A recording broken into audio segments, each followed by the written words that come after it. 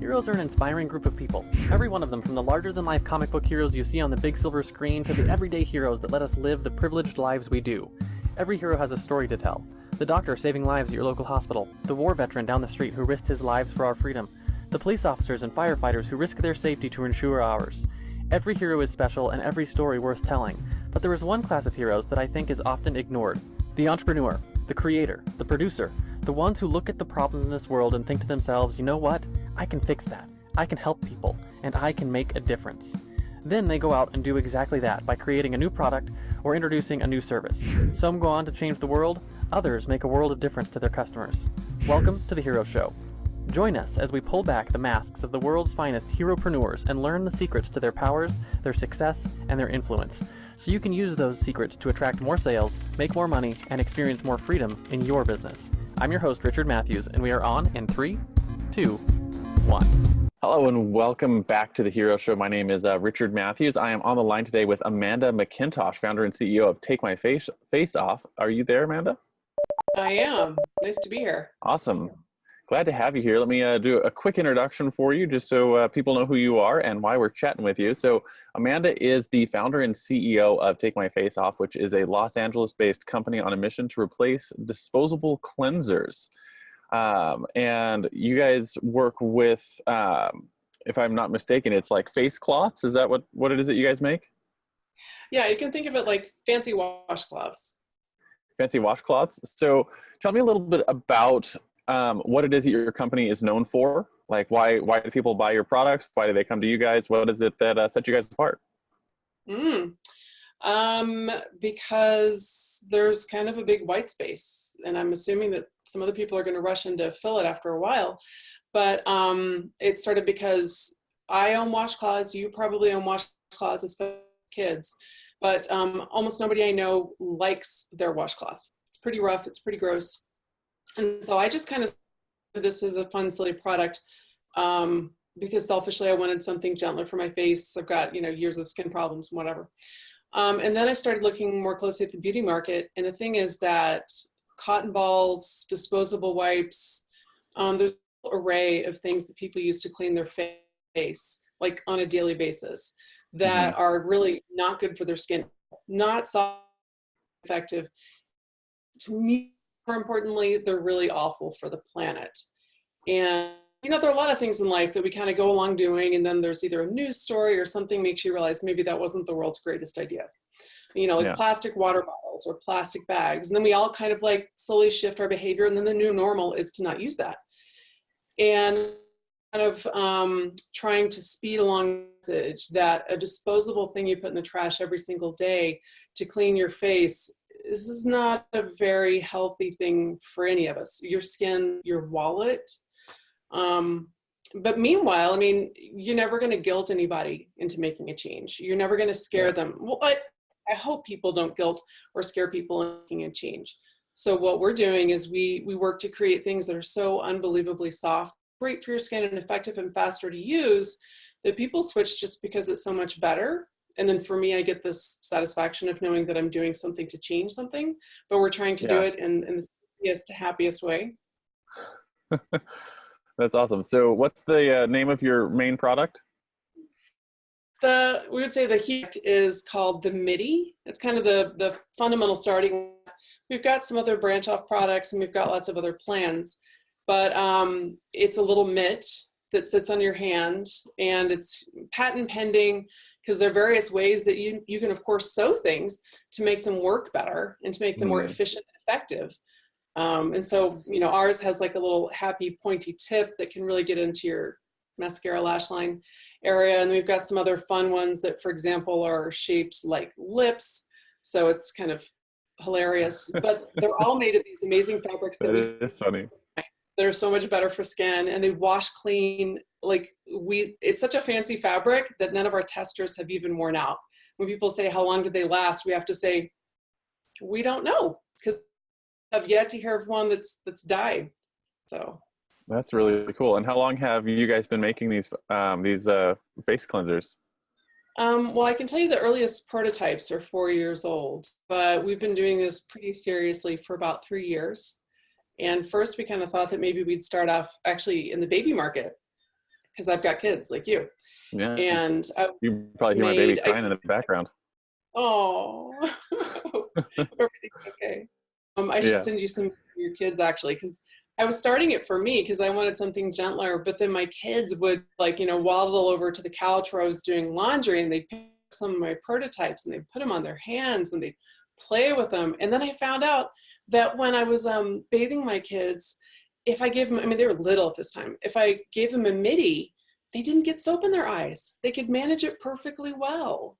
And it was sensitive enough, even if they were having some eczema or something. So we kind of thought we'd start with baby, but then we realized that it was just a stronger position to start off in beauty. And then we're going to go to baby later.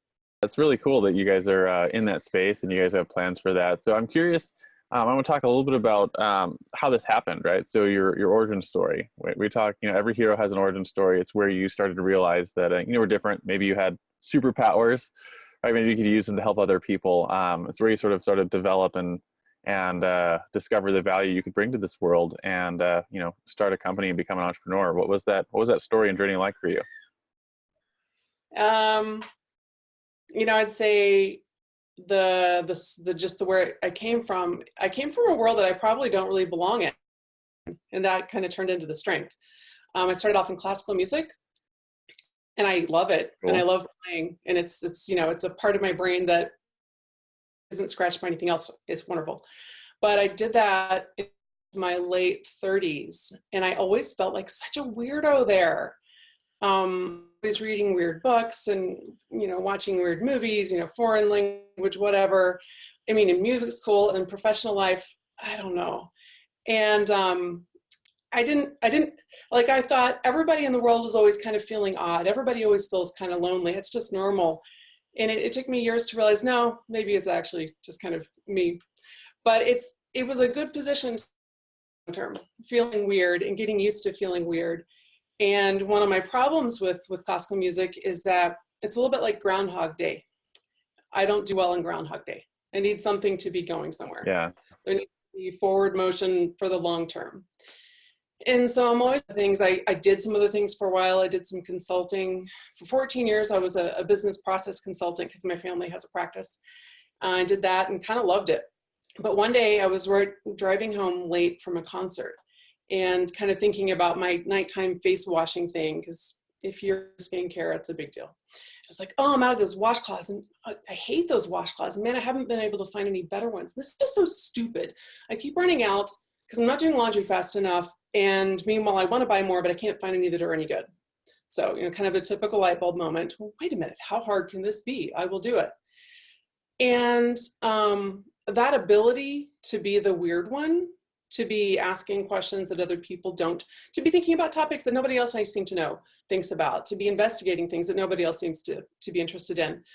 That made it a lot easier for me for when I started finding, what are the places you in Los Angeles? Well, they've got a huge garment market, so there's an endless array of sources. And you talk to them, you say, what would be good for bath use, for wet use? And they're like, terry cloth, duh. I'm like, terry cloth is terrible. Well, that's what everybody uses.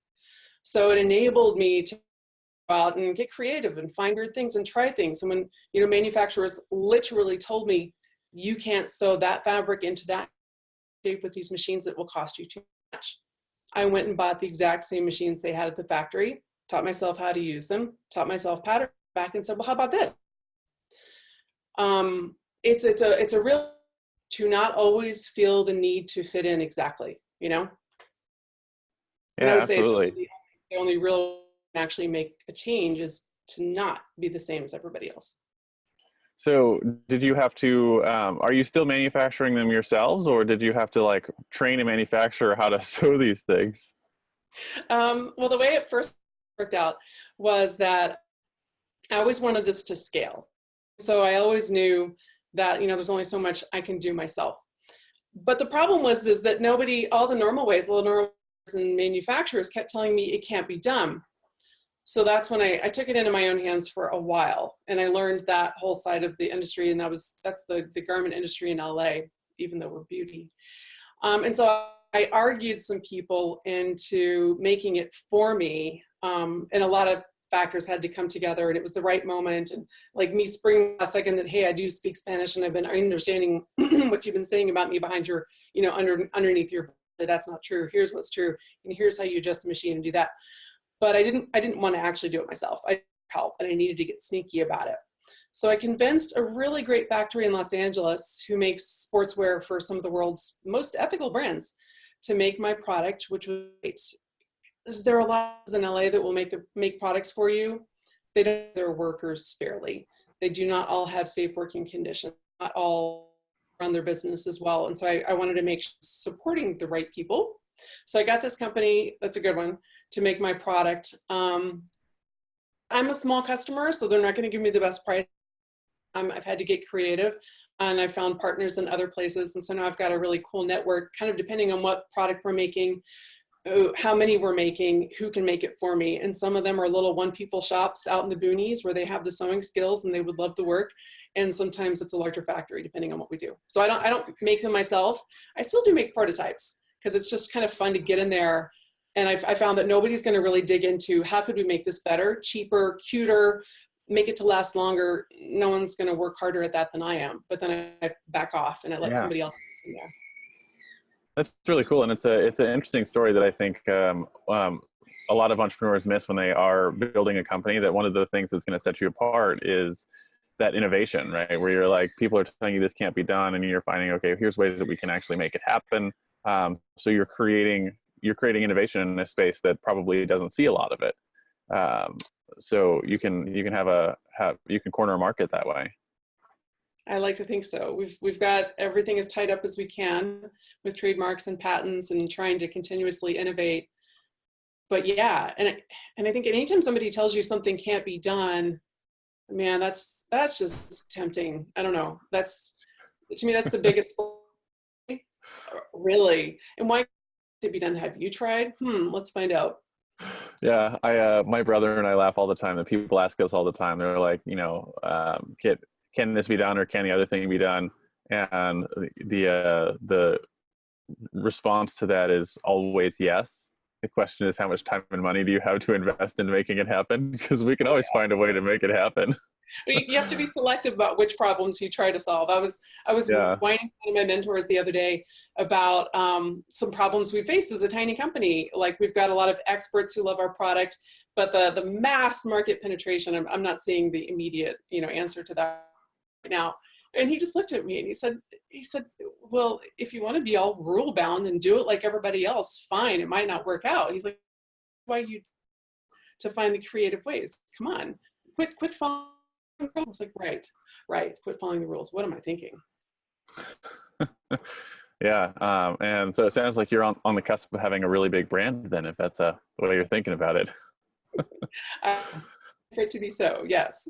So let's talk a little bit about your superpowers personally as someone who's running the company. What is it that you think you bring to the table that you think really helps solve problems for your company, for your clients?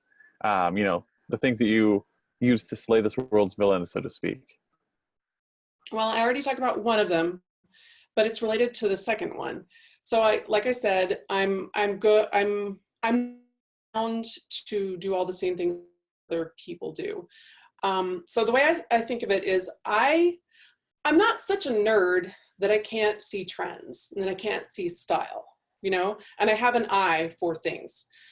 But I have enough independence to not be a slave to trends, to styles, to what everybody else is doing. I'm capable of seeing what's the general aesthetic of our time, or in this area, what's trending or whatever, but I can back off a little from it. And I have my little superpower is that I have a sense of how long, like relative to other trends, how long that one might last. And I have a sense of what might come after, which you can say is intuition. You can also say is just simple logic. I mean, so if you're going to look at things like colors, shapes, styles, we tend to go in a progression. When I was younger in the 80s, the 1950s were in style. So it would stand to reason that something that would follow after that might be related to the 1960s. And again, you can think of it from kind of the intuition thing, or you can look at it from just the data. We tend to repeat certain types of things in the visual sphere of Western culture over and over again. And so This also helps me with regard to the financial markets a little bit. So my consulting job gave me a nice, some of the bonuses went into retirement, gave me a little bit of a nest egg there, that then I kept meeting male financial advisors who kept telling me, little Missy, don't stocks to buy, I'm the one who knows. And I got told that just too many times, and watching again and again the stock I wanted them doing well, and they, you know, convinced me not to. So I finally got angry and just started managing the account myself. And I certainly can't, you know, divine everything about all the stocks in the world. That's ridiculous. But I certainly can tell you certain things likely to trend. And I mean, you go into stores, retail can be easy for this. You go into stores and you can kind of get a sense of how things are being run. My consultant's brain helped me pick up some of the subtle signs that some things are going well or not. You look at what's on the floor. Is it in line with trends? Where is it behind the times? How's it looking? And you can make some guesses. And I was good at that. And I was able to grow that account. And that actually became the nest egg that turned into Take My Face Off. So that's what launched that. My superpower is the ability to be enough part of everything that I kind of get it, and be enough separate that I can make sense about which trends I want to go with and have an idea as to where it might go next. Yeah, so it's a kind of I haven't named that superpower, but you see it a lot in CEOs that are fronting industries, right? Mm-hmm. So like if you watched Steve Jobs over the last 20 years before he died, he was just ahead of the curve on everything, right? On their on all the things that they were developing and stuff like that. And you see that in lots of spaces where you see the really smart entrepreneurs are going to where the puck is going, right? They're just ahead of where everyone is. Right? And it's like, I don't know, just big time example is, you know, anytime you see the baby boomers moving into a market, right? You know, if the baby boomers are moving there, there's a lot of money moving into that market. So getting there before them is generally a smart move, right? One of those kind of trends. Right? So it sounds like you're able to see that kind of stuff in your space. Yeah, I joke with my husband that I'm never going to be like a crazy visionary who's going to imagine an entire new world. No, I can just sometimes get a good hunch as to what's a couple steps ahead. Yeah. And sometimes you can see where the puck is going to be. The way it plays out time-wise. Often it takes things longer to play out than I expect. But when I get one of those hunches, it happens. And so, like, you know, I started this a couple of years ago, obviously, and I was concerned that reusable replacement for wipes and cotton balls. And I can talk your ear off about why wipes and even cotton balls, even though cotton's plant-based, I can talk to you forever about why it's frightening for the planet. But whatever. So a couple of years ago, I was like, wow, it might be too late. It just seems like, you know, any second people are going to be talking about how wipes are the next big environmental disaster. And you know, and I've been waiting, and it's taken a while. But it is coming, and it is, we're seeing it happen now. It just took a little longer than I thought, but I'm so lucky because of course it's given me a lot of time to make some little mistakes and, you know, refine things. Have your company set up and ready to take advantage of the trend as it's growing, that's a cool place to be with your business. So the other side of your superpower would be your fatal flaw, right? Superman has his kryptonite. It's the thing in your life that you struggle with that you think holds your business back. You know, maybe a personality quirk, or maybe something that you just struggle with the market, stuff like that. What is it, and what have you done to help overcome it for other people who might run into something similar? I have two. Only one of them really negatively affects my business. My personal kind of one is probably just frustrating to the people I work with, which is that I'm an optimist, and I figure out, you know, I don't try to tackle the world's largest problem. I try to tackle the problems that I have a hunch I can solve. You know what I mean? And then once I have a hunch I can solve it, I am tenacious. I am not stopping. And then I'm an optimist, of course, assuming it's going to be fixable. And then sometimes you run into a lot of difficulties or expenses before you can finish it. So it leads to overpromise sometimes. about when I'll get something done, because I didn't realize I'd have to learn through software first or whatever. Yeah. But it'll happen. But the one that really affects my business is that, so with this thing where I can kind of see trends and get it, the reason I can do that is because I'm detail oriented. I'm detail oriented, but I see a big picture. So I'm a good combination of, I can get into the weeds, but I see an arc.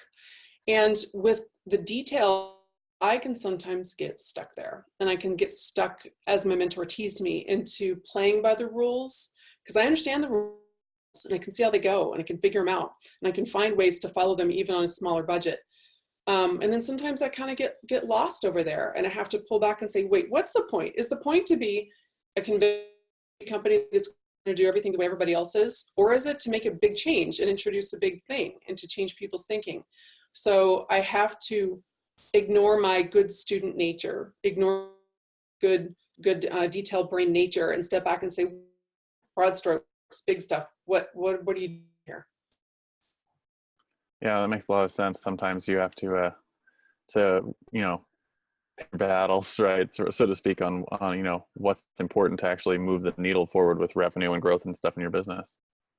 Yeah, and you know, one of the hard things about doing something differently is that all the people who've been there for a long time, who have a lot of excellent knowledge, want to tell you all the ways to do everything. And if you're a beauty company, you must this, that, and the other. And it's always kind of challenging to decide which people's advice you're going to take and which ones you're not. Which ones work for you and which ones you're literally there to smash. You know, how is your business going to be different? How's it going to be better? How's it going to catch attention? How's it going to break through? You're not going to break through by doing everything the way everybody else does unless you put a massive amount of money behind it. If you want to be just like everybody, incredibly successful, if you have a massive marketing budget, that is one way to catch people's eye.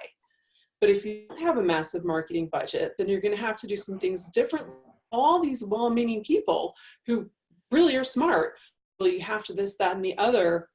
It's interesting. It's like, we got to listen to them, because you got to learn a lot about the industry, and there are a few things that you should do in line with it to be able to identify yourself as even belonging in that industry. If I want to speak to beauty consumers, there are certain things I have to do so they understand that I'm a beauty company. But then I can do some other things to break out, and that's just up to me, is where am I going to do something differently? And especially every time you have a problem, that's your opportunity to do something differently. So one of my fatal flaws is that sometimes I try to solve the problems the way everybody else solves the problems, and I should be getting a little more flexible.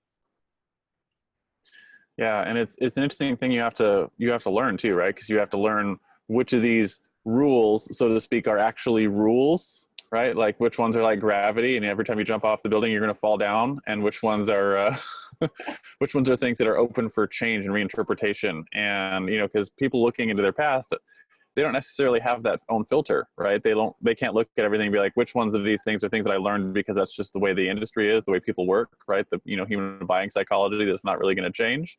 And which ones were things because I innovated, right? I changed something, right? I did something different. You know, which ones are open for interpretation. Yeah. And it's different for everybody. It's different for every company. It's different for every industry. And that's like kind of like I don't know, it's awesome, but it's also a little lonely, you know, because you really, you have to politely say no to some people. You have to politely turn away from some things they tell you. You have to have the strength of mind to say, no matter how certain they are, or how smart they are, it just may not be the right answer. And then it can lead to some self-doubt, but I don't know. I guess for me, the good stuff and the bad stuff, two sides of all the same thing. Absolutely. So let's talk a little bit about your common enemy, right? So common enemy is something that you are working to remove in your client's life, in your customers' lives. That, you know, if you could wave your magic wand and make your lives better with your products, with your services, what is the thing that you're fighting against? Okay. Well, my real enemy that I'm fighting against, of course, is needless waste and pollution. The industrial byproducts of using a piece of spun plastic to clean your face every day, throwing it away, and then using another one tomorrow. and the packaging, the transportation that comes with that. That's the real enemy. But for my consumers, you know, most of my consumers are very focused on their skin and taking care of their skin, and how are they going to keep their skin looking as good as long as possible, and how do they remove makeup more effectively, or how do I take my makeup off without it taking a long time because I just want. And so the common enemy for them, for me, I'm fighting tired. I don't want to say laziness. You know, if you ask, take your makeup off before bedtime, your dermatologist tells you it's incredibly important. Why don't you do it? Say laziness. I hate to call it laziness, but and then on the flip side, we're fighting a beauty market that tells people that they need to do like steps before bedtime, that you need a makeup remover and a cleanser and an exfoliator and a night cream and an eye cream. And I mean, it goes on. There literally 10-step skincare regimen is a thing. Pile of things. Pile of things. And actually, as a lot of dermatologists will tell you, it's not actually good for skin. It is expensive, it is time consuming, it is overwhelming. There's a lot of confusion about what order do I do it in? How do I do it? Oh, it's also bad for you. It's bad for skin. Too much stuff. Your skin has a natural barrier function. It's protecting you from the outside world. And the more you do to your skin, the more you're impacting your skin's ability to perform as a barrier. You're impinging the barrier function, causes inflammation, which can turn into acne or eczema, whatever, other stuff. So I'm fighting against an industry that wants to make it really expensive. I'm fighting about, on the flip side, I'm fighting people who just don't even feel like doing anything before they go to bed. And so we're trying to be everything in one. We're more convenient, we're gentler, we're softer, we're quicker, and we are not trash. And that's one of the things I'm most proud of, is that we actually do really well solve all of those problems. And the people who get used to it, they get hooked. It's so convenient and fast. They notice their skin's it's really awesome. Oh, less on wipes, and then yeah, thanks. And so it's we're proud of all of this, but it's many of these at once. And it's better for the planet, you know, just as a side benefit. One of the things I've been talking about with a couple of guests on the show is this idea of positive commerce, I think is the word people are using, or cause-focused commerce, where as we become wealthier and wealthier as a nation and as a people, we are seeing people care more about the products and the impact that they have. And if you've got a choice between, you know, in our case, 500 versions of everything, you can choose to be choosy, right? You can choose the companies that are doing good things and that are having a positive impact on our planet and our communities and, you know, the people around us, which is a really cool place to be as a business. Yeah, it feels really good. It causes me some additional self-doubt because you're a good student and I like to follow the rules and I like to do it thoroughly. So on one hand, I'm really happy that I'm producing a product that replaces thousands and thousands of disposables. Each one of my products replaces many, many thousands of pieces of trash and keeps them from being created, transported, disposed of, all that. On the flip side, I get kind of bummed out that I'm like, well, why do I have to have a package at all? Or, you know, how could I have a truly reusable package that is also green to produce? Or how could I be completely like, how can we not even have to ship something to a customer? That's not going to happen. So, but I keep going at each level. It's like, well, maybe it should be produced out of a recycled content, yet compostable, you know, envelope that blah, blah, blah, blah. And that can stop me again from here. It bothers me. It keeps me up at night. It keeps me looking for more stuff. But then that's also gratifying, you know. So I found the first big piece in the puzzle, which is the product itself replaces a lot of disposables, and now we're going for like the carbon footprint packaging we can get, and we're just going to keep doing all of that. Hopefully, with so many other companies, and all of this incremental progress makes everything better.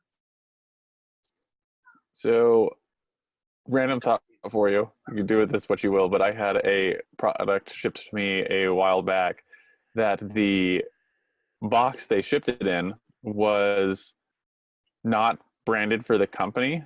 It was branded like a, what would you call it? It was branded as like something you would use in your house, like as a design thing, like something you might find at Pier 1 Imports or something.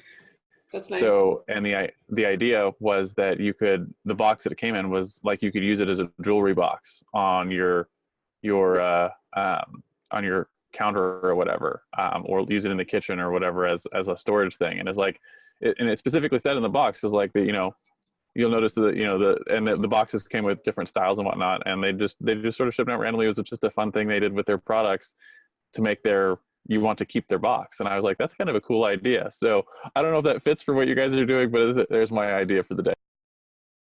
No, that's actually, you've just really well described two options that a company like me can follow. And we can either say, let's make every single thing we produce a little bit more valuable, useful, give it a second life. Or we can say, let's produce as little as possible, just however we can, make it be as thin, as fleeting, as recyclable, as compostable. And, with all of these free reusable bags, stuff like that, that's one way for people to go. And the extra benefit of that is that there's this whole, consumer goods, part of the thing is that it comes in is actually the biggest piece of marketing, because that's the part that stays with them the longest. The purchase on the website or in retail, whatever, but it's that thing. And if they unbox it at home, that came in the post, then that's actually just time-wise, that they're spending much more brand image. So that's one reason why you might want to give them something that sticks with them longer. And in this case, I love it. It's like a feel-good. You remember the brand, even though it's not actually branded, but that warm, fuzzy feeling of, oh, look at what they did. And if you use it for your jewelry box, you're probably still going to remember that brand, even though it doesn't have their name on it. And that's excellent. But the other way is that I'm kind of these days, I'm a little bit on the other side, which is that I have so many things, reusable, that and the other, and it's gotten to the point where I'm up to here with them. And unfortunately, a lot of those are not recyclable, because to make an item a little bit more long-lived and a little bit nicer, typically the things that go into it make it not recyclable. And so I'm actually kind of going the other directions, like how can I make how can I still look like a beauty company? How can I still look like it's a nice product? Because it is. We make it in the USA out of the fanciest stuff we can. And how can I give that, yet actually make the materials disappear as fast as possible and have this little carbon imprint? Because I don't actually think anybody in the world wants another little cute reusable bag or another, we're filled up, man. Yeah, and it's an interesting game you have to play, right? Because we can't make things magically appear on our clients' decks yet, right? We don't have teleportation stuff, so you have to actually still ship product. It has to go through the post, has to come in a package of some sort, right? And so you have to deal with some of those realities, right? Stuff that you have to do, and just what's the best way to do it. So I'm sure you will come up with a really incredible solution for that as you continue to grow. And what's cool is as you develop those things, those become part of your brand story, right? And a story that you can tell and get people engaged with your brand. So I think it's a good thing all the way around. Thank you. So the other side of your common enemy is your driving force, right? If your common enemy is what you fight against, your driving force is what you fight for, right? Just like Spider-Man fights to save New York, or Batman fights to save Gotham, or Google fights to index all the world's information for us. I think I might have an inkling what your answer might be, but what is it that Take My Face Off fights for? The planet, it's, That's what I was guessing. Yeah. Overwhelm is a terrible thing. I think the people who are not concerned about the planet are overwhelmed by the idea. I think people who are concerned for the planet are overwhelmed by the idea. And frightening people with the potential enormity of the problem is no fun, and it's not effective. It doesn't do anything. I'm at the heart of everything. I'm practicing. How are we going to do something? And I want to feel like I'm doing something, but I want to feel like I'm doing something without making everyone in my life miserable by screaming all the time. I don't want my children to grow up with a mother who's wringing her hands about the planet every day. So I want to channel my concern into something that's actually productive. And because I believe that the point of life is to be happy and to help other people, I want to channel it into something that is also creative and uses my talents and my abilities to their best level. And so for me, this combines a lot of different skills I have, a lot of different interests I have, with a thing that I kind of think the most. Literally, to me right now, to make the world a better place, I think the most important thing we do is ensure that the world exists. And I can't solve all the problems, but I've got a really good idea for one of them. And so that's what I'm doing. Yeah, and that it ties right into the whole premise of this show, because one of the things that I'm firmly believer in is that entrepreneurs are the ones who make the world go round, and they solve all the world's problems. And I think the best way that we're going to tackle issues like climate change and taking care of our planet is going to be at the hands of entrepreneurs who are solving the biggest problems. So personally, for me, thank you for doing what you're doing. I really appreciate it. I think it's the way that we're going to solve the problems, is more people like you doing what you do. So. Thanks. I hope you're right. I hope everything gets solved very quickly. Yeah, if only we could make it all solved yesterday, right? Then we'd have no more problems. But you know, the reality is, and I see this all the time, because what I do in my business is marketing, right? We help teach people how to accomplish things. You know, work with a lot of expert brands and educational brands.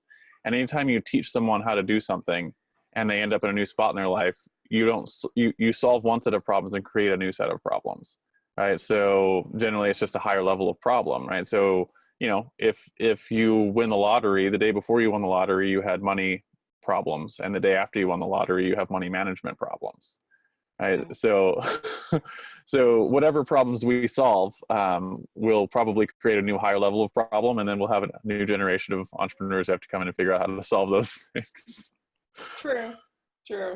So, yeah. So I'm going to talk a little bit about your hero's tool belt, right? So this is more practical, right? Maybe you have a big magical hammer like Thor, or a bulletproof vest like your neighborhood police officer, or maybe you just really like the way Evernote helps you keep everything together. What are some of the practical tools you use on a daily basis to run your business, right? That actually make your business and your brand a real thing? Well, I mean, the obvious one is the basic one is really boring. Google Calendar. I know that's boring.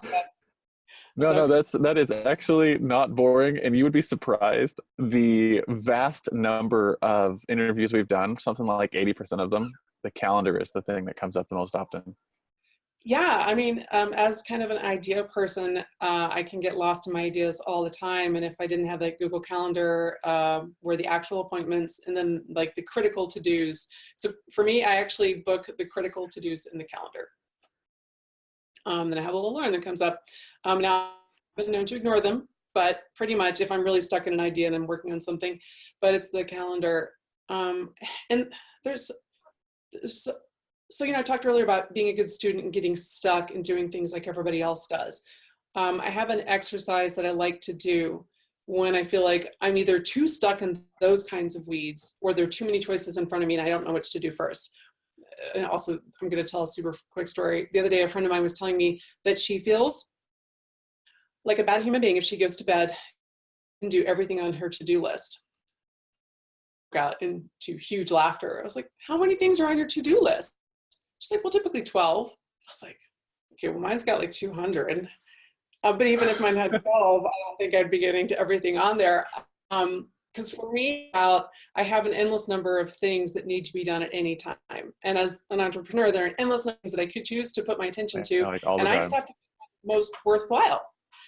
And so I have to constantly prioritize. And so usually the priority is clear. It's a balance of what has to get done and where am I going to make some small amount of progress in my business today? Because it's really easy to just spin your reels and just do the to-dos constantly. How am I going to actually do something to move me forward? And if I'm at a point where there are either too many options and I don't know what to do, I feel like I don't have any ideas on how to move it forward. I'm just stuck in the emails and the to-dos. I actually just do an exercise from the Passion Planner calendar. Do you know that one? I've not heard of it now. Yeah, I love it. I mean, there's so many great kind of date books / organizer / little mini self-help tool things out there. This is one of these calendars. Got all my old ones sitting on my bookshelf here. It's called the Passion Planner, and it's a lady in San Diego started, I think, as a Kickstarter. And so it takes you through, it talks about prioritizing your life, and it talks about where do you want to be in 3 months, 3 years, where do you want to be in the rest of your life? What are your goals? And it's got a little timed exercise, and it says, what do you want your life to look at these time points?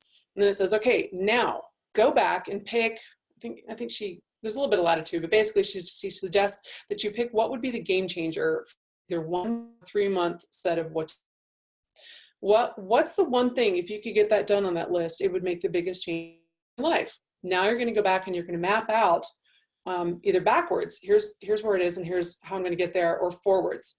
And I often find that I want for my business, for me, whatever, I don't actually know how to get there. That stops a lot of people from even starting. But I find that I usually inches, or I know the first steps to getting there, or I've got some ideas. And if I start to follow those ideas, then that reveals some more information and more information. So I love my practical Google Calendar, but then I love the kind of big picture exercise of reminding myself, what is it I really want? What is it I'm really trying to do? Where do I think things should be in these amounts of time? And how am I going to get very nebulous big picture exercise? And then you start, the Passion Planner helps you break it down by month and by week. And then you're going and you're blocking out parts of your calendar based on the exercise that you just did. And so I find that centering. Yeah. And it seems like it'd be a really good way to, because I, for one, like totally agree. You don't always know how you're going to get where you want to go. But if you don't move at all, you'll never get there. Right. So sometimes it's just taking the steps, right? The first step, and maybe it's a little bit of research here. It's a little bit of questioning there. Maybe it's calling someone up, and maybe they're like nebulous actions even right at the beginning, because you don't really know how you're going to get to where you're going to go. But it's like, once you start the journey, the path starts to become clearer as you get further along on it. So it's a cool way to think about it. Like, hey, I'm going to put a dot on the map and we're just going to start walking that general direction. And then you start putting things in the calendar. Anyways, I think it's a good practical way to sort of manage that. I don't know what you'd call it, like the idea that you don't really have a clear path to get from where you are to where you want to go, but you have to get there somehow. So you might as well start, hacking at the weeds and going forward. Mm-hmm. Mm-hmm. And when, you can't see the path for the weeds, you can kind of helicopter out, get to a higher view, kind of look at it for a while and be like, oh, wait, I could go research over there. I could Google that term. I can ask so-and-so to have coffee with, and then it'll lead you closer. Yeah. The Hero Show will be right back. Are you tired of trying to write webinars that don't consistently convert? How would you like to have a webinar that effortlessly created sales in your online business? You can. Introducing the Webinar Alchemy Workshop. Webinar Alchemy Workshop is an online masterclass that will help you write incredibly persuasive webinars for your online courses quickly and easily. Using what you learn in this class, you can build a webinar that educates your entire audience while still creating sales. For a limited time, you can purchase this masterclass for only $7, and you'll get the exact framework I've personally used to help my clients sell more than $1 million worth of online coaching and training just over the last year. Simply text the word alchemy, ALCHEMY, to 444999, and I'll send you all the details. The music is by Purple Planet Music. Visit www.purple-planet.com. And now, absolutely. Back to the show. So the next question I have for you is about your own personal heroes. Right. So Frodo had Gandalf, Luke had Obi-Wan, Robert Kiyosaki had his rich dad. Who were some of your heroes? Were they real life mentors? Were they speakers or authors, peers who were just a few years ahead of you? And how important were they to what you've accomplished so far? I have a couple and they change often. I have to say the most steadfast one, I'm going to tear up, is my mom. Sorry, I tear up easily. No problem. My mom grew up in incredibly difficult circumstances and wound up putting herself and her siblings through school, helped my father go through school, single-handedly supports so many people. She grew out of very difficult circumstances, and she probably wanted to be a playwright, I think. And she never really did that. She wanted going into business and actually an entire new type, telemarketing outsourcing, where you have somebody else handle your calls if you're a large company. She's actually one of the inventors of that entire industry. She was working at American Airlines as a for reservations and noticed that at different times of day, they didn't get many reservations calls, and that they had all this incredibly expensive equipment that could possibly be put to use for another company that maybe tended to get calls at those times. So she wound up turning this into an areas of expertise and became the world's most respected consulting practice dealing with issues large scale customer operations. And knowing what I do, just even remembering what growing up in my house before she'd accomplished all these things, how she did that as a female who only had a bachelor's degree because she put everybody else through school, and how she raised so many kids and then paid for so many other relatives and put us all amazing educations. I watched, she's just unbelievable. And she just broke her hip. And of course she's up and walking and doing things in no time. And she'll be back to her international travel schedule any day now. So that's the most fundamental. It's like, man, if that lady can do that, I have zero excuse for anything hard. And the next, I love stories of the non-flash in the pan, the non-immediate success stories, especially with entrepreneurship being kind of like popular and a big deal these days. There's so many fun, awesome stories about somebody who had a great idea and just like did it and, you know, made a lot of money or sold the company and had a successful exit really fast. And that's great. And I'm really happy for them. But I find the stories of people who had setbacks far more interesting, compelling, inspiring. Having met some of the flashes in the pans and some of the people who've had the more rocky starts, I find the people with the rocky starts to be much more personally inspiring and much more to kind of my whole sense of what I think is very interesting in a person. So I love, I've been to a lot of podcast appearances that Jackie Kern-Lima has done lately. She's the founder of AKATheAlchemist. She started a cosmetics company. At the time going on QVC, she said her website was making about one sale a day. And she still took, and that was after years of struggle. And then she went on QVC, and because vulnerable she was and how she presented her story and her own struggle with her skin and what her makeup did for it, it spoke to people and it really turned business around. And then I'm sure she had many setbacks after that, but she has weathered them and she's just exited the company for something new and amazing. She's all about empowering people. So I love her story. I love entrepreneurs who've had setbacks. My current big one. I'm not so interested in the ones who did something fast, you know? Yeah, that makes a lot of sense. And I know it's because my favorite story recently, a couple of weeks ago, we were at Walmart going grocery shopping, and you know, we had stopped by the McDonald's just to eat something, so we weren't starving when we were grocery shopping, because you know it's always a bad idea to starve while grocery shopping. Yeah. A bunch of you know, young teenagers came in on their scooters, and like they were, you know, on the world kind of thing, and you could tell who the obvious ringleader was, and he was like cussing up a storm, and my wife and I laughed because he's like, I don't know, 12 or 13 years old, and we're like, he hasn't earned those words yet. Right? He hasn't been through enough crap in life to earn those words. And it almost feels like you see the entrepreneurs who just go into a marketplace and they just rocket right to the top and make a bunch of money and exit. You're like, for those of us who have to struggle through growing our business, we're like, oh, you didn't earn it. Like, you didn't do the hard work. You got lucky. Maybe, yeah, kind of. And I don't want to dismiss them because I totally get it. Like, it's cool, but great decision. Had an excellent instinct, or they got lucky. I mean, it's not that it's, I understand what you're saying. I tend to feel the same way.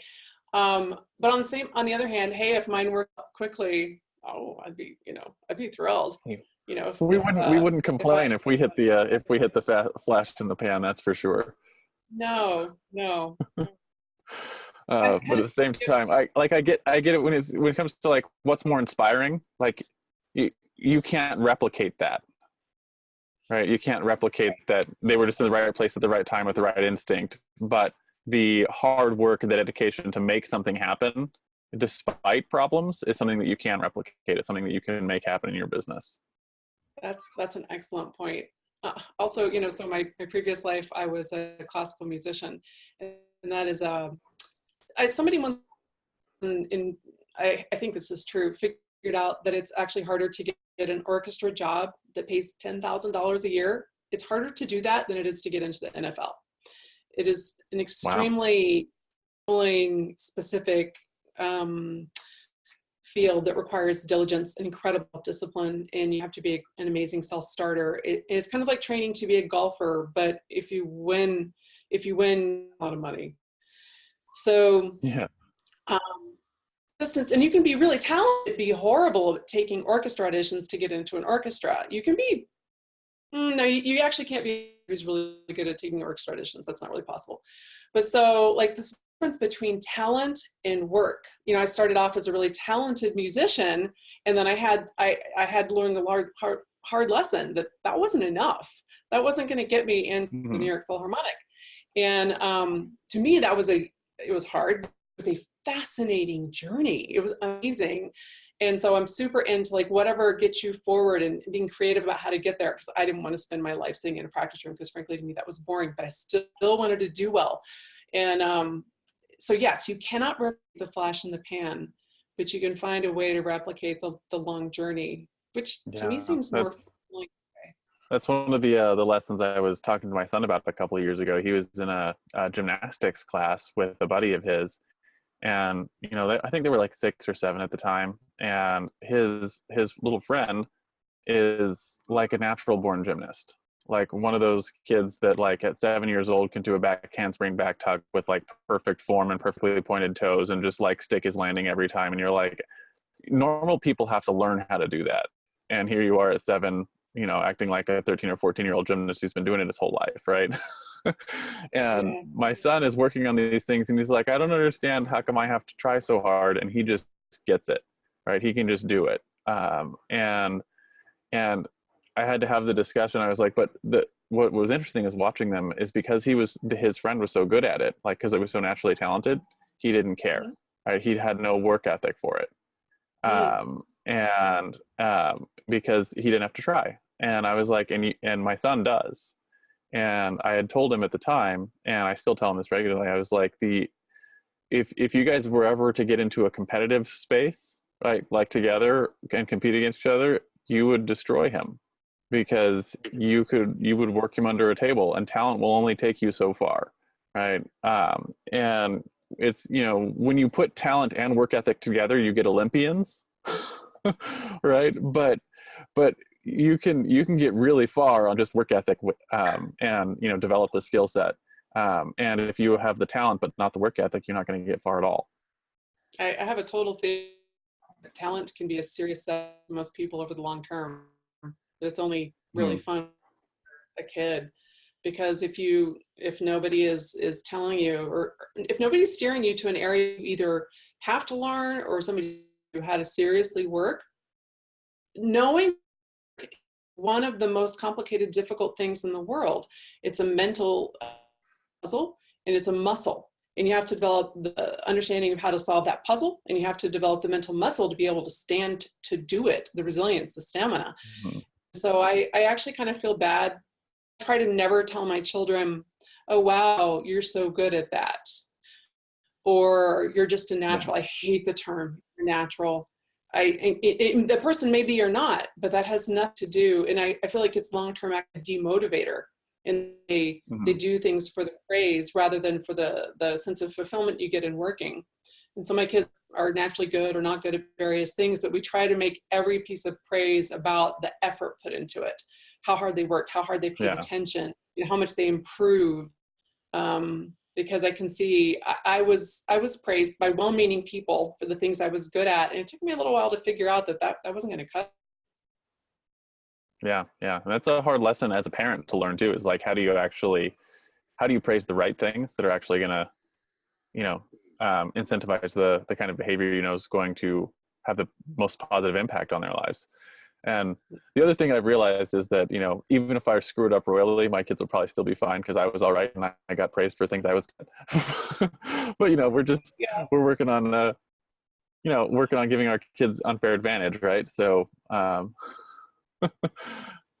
whatever goes into that. So let's go ahead. I want to bring it home for listeners and talk about your guiding principles. What are the top 1 or 2 principles or actions you use sort of on a daily basis that you think contribute to the success and influence that your company enjoys today? Maybe some stuff that you wish you had known or wish you were doing when you first started out on your hero's journey.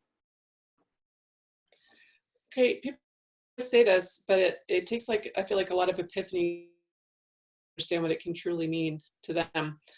The whole stay true to yourself, it sounds so glib, it sounds pithy, but what is that? Means not coming up with marketing messages. But that means don't come up with marketing messages just because of what everybody else says. It means don't try to look away because you think you're supposed to. It means don't act like your company cares about things it doesn't.